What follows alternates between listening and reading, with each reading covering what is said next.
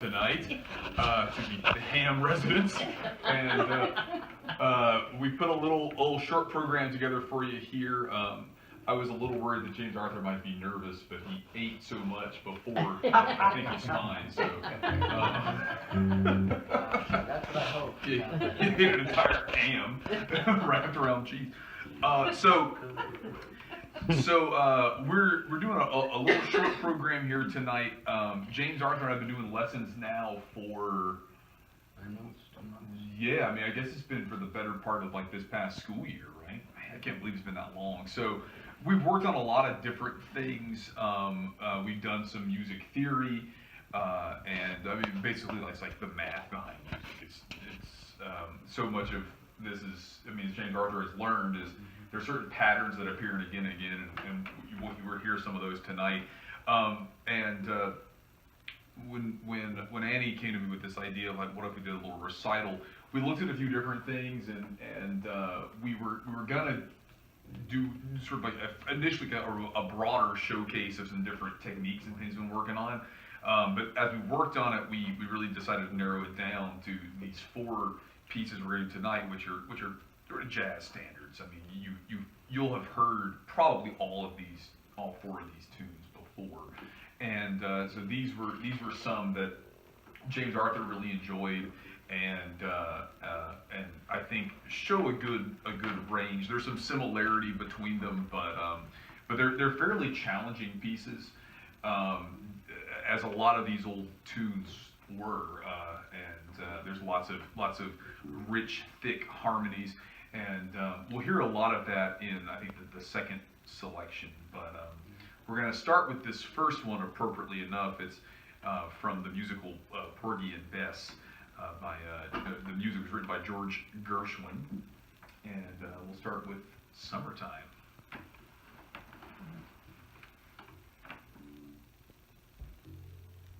Anybody count you in?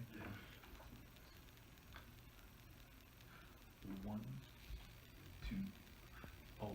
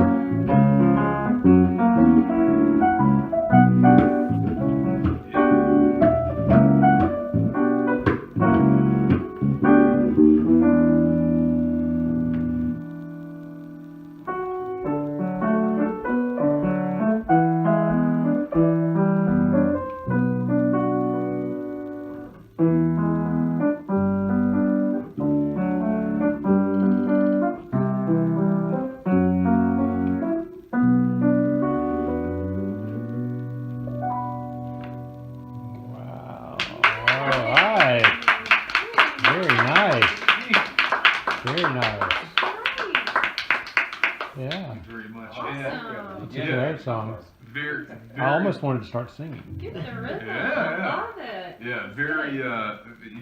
James Arthur is very talented, and one of the things that I neglected to mention is with these pieces. So typically, what we do in the lessons when we're learning just a piece like this is we'll start looking at it, and I'll if he's never heard it before, I'll sort of teach him the melody. We'll kind of sight read it just right off the page. We'll kind of go through it together, and we'll learn the basic form, the chord structure, the melody, all of that.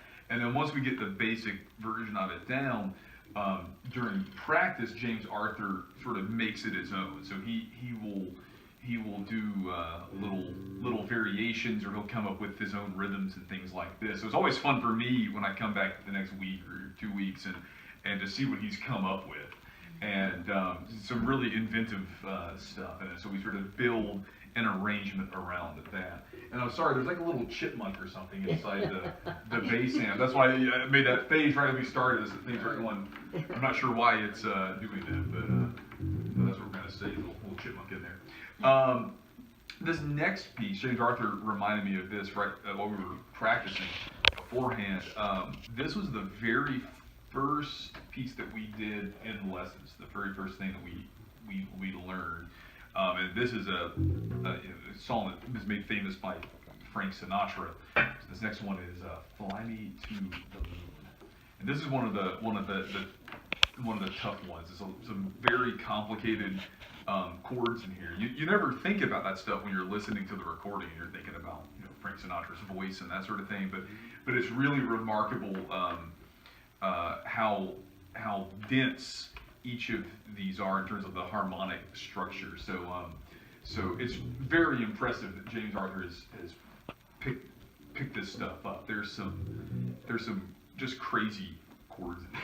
So like, okay, we don't do these. yeah, this is usually he's very good. There's a number of them, like I play some of these tunes live, and I'll sing them, and there's some of them that I'll simplify the chords. James Arthur almost never does that. He will learn, I think one of the pieces coming up, there's an all of me, there's like an A13 flat 5 or something like that.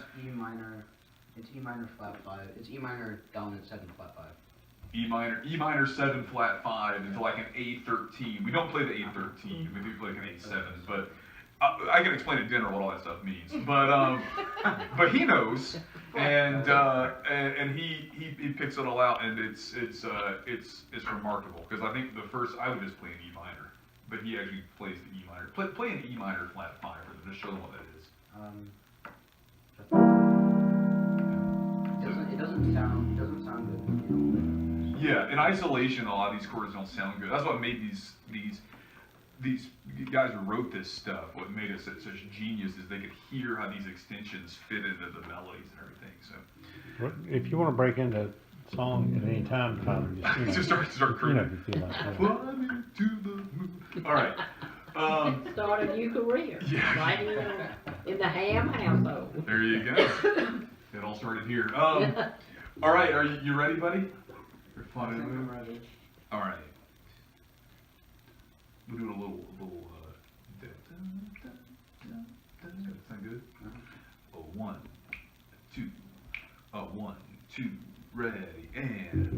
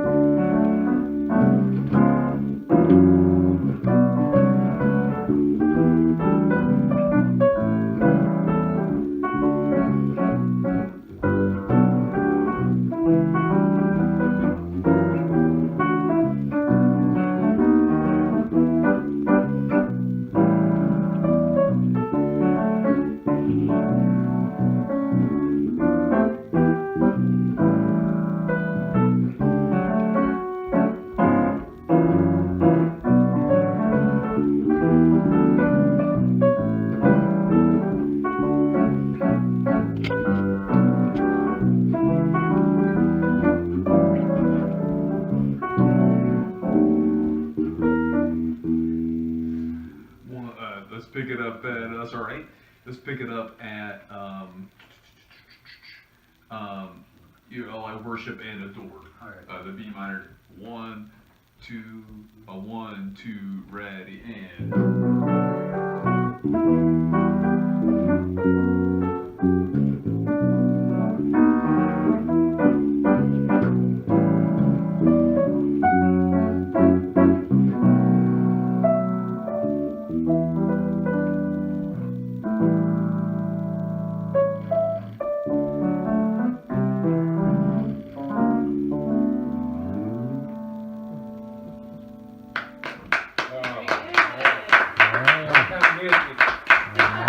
Nice, very nice. James Arthur, do you feel like singing at any point? No? Annabelle? Singing? I tried to get him to sing one time, he just wouldn't do it. And that's actually one of the really fun Unless they things. put the piano in the shower. Yeah, that's what he told me. He says he sings in the shower. Right. But that's been one of the really cool things about doing lessons with James Arthur. The first maybe month he was just very quiet, and he would do it exactly what I asked him to. He'd be very quiet and very reserved and all that sort of stuff. And a lot of times we'd be playing a song, and I would just like sing his name in there. I start singing along, fly me to the James Arthur, and he would just stop playing. He couldn't do it. But I guess he got used to me or something. So he got used to me, and now that stuff doesn't faze him. I'll try to mess him up, and it doesn't work. So it's been fun getting to know him and see his personality come out. So this next song is it's probably the most it's one of the most like covered jazz standards ever written. I'd say this is like what Leonard Skinner is to classic rock radio. This is to jazz, and it's a great little tune. It's called All of Me, and it's been done in a lot of different styles, like in Dixieland and jazz and pop and all this. So, but it's a good little tune. This is one of the first ones we looked at. Because it's simpler than the other ones. Fly Me to the Moon is probably the hardest thing we can play on.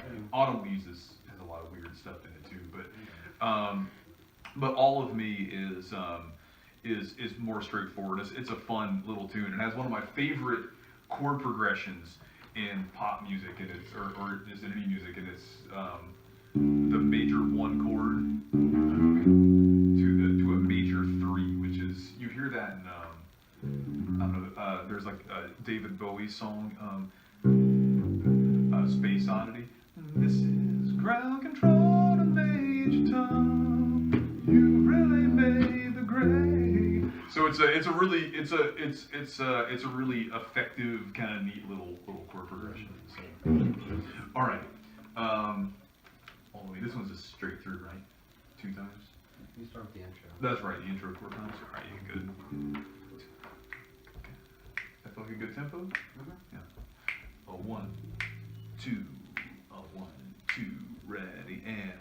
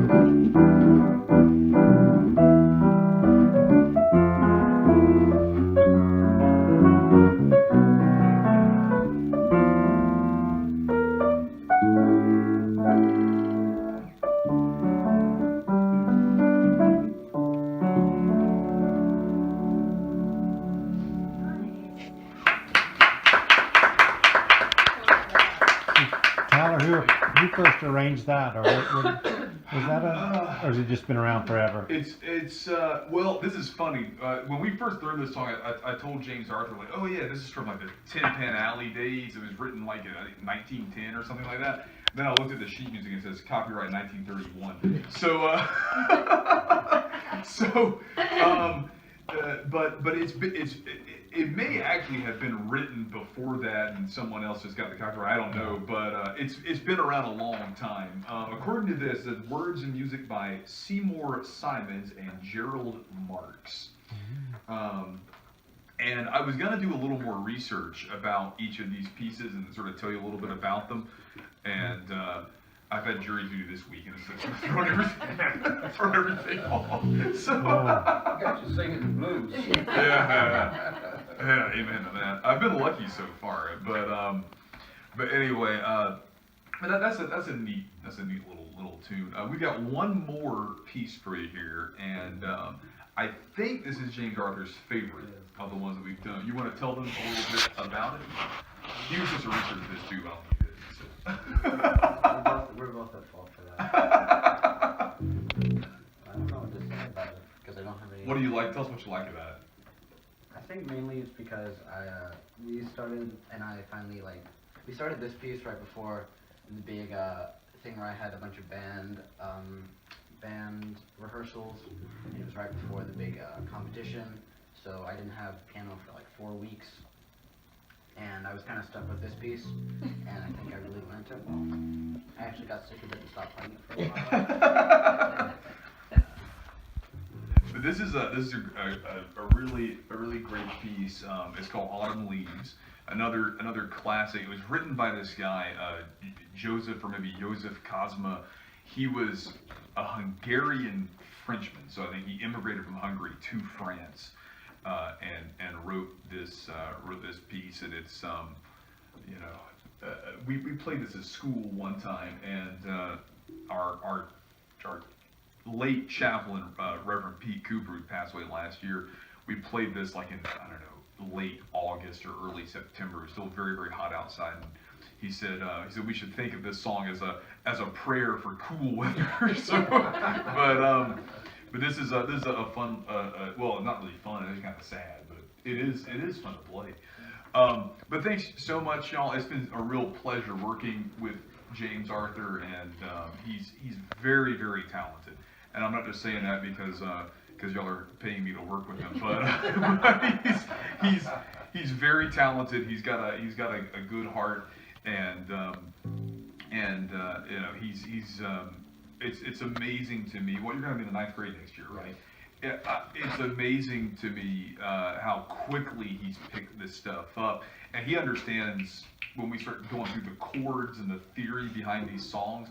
He picks it up so quickly, and that is very, very rare. And a lot of the stuff that I'm teaching him, I didn't learn until college, and I had to flunk a few music theory quizzes to learn it. So, so he's doing very, very well, and I hope you've got a deeper appreciation for the music that you hear and play in other contexts. You have successfully turned me into a music nerd, yes. Good. All right. I think you already were. I just enhanced it. You kind of certified it. That's great. Well, I know I can say, Tyler, as parents, that it was an experiment that we were willing to try, and it's turned out very well. So thank you. Well, good. Thank you so much. It's a real honor. So, are you ready to do this last one? And then eat dinner? Yes. All right. All right. So, I'll let you start this one off. All right. All right.